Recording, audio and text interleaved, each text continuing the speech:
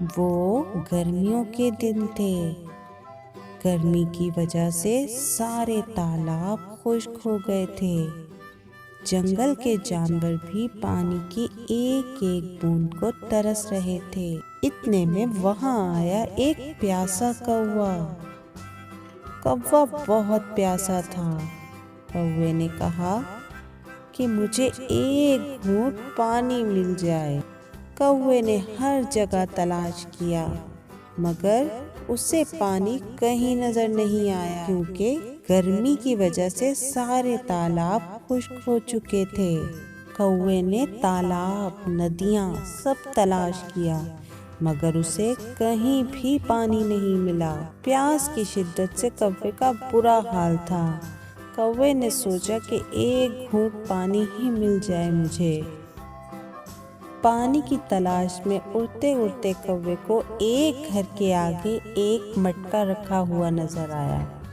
कौवा फौरन उस मटके के पास उतर गया,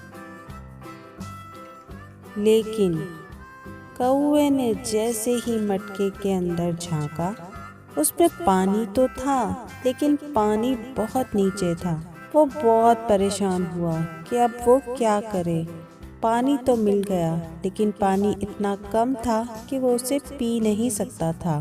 फिर कौवे के जहन में एक तरकीब आई। मटके के करीब ही बहुत सारे छोटे छोटे कंकर पड़े हुए थे।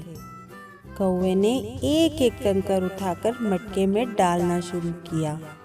जैसे जैसे कंकर मटके में जाते रहे, वैसे वैसे पानी ऊपर आता रहा।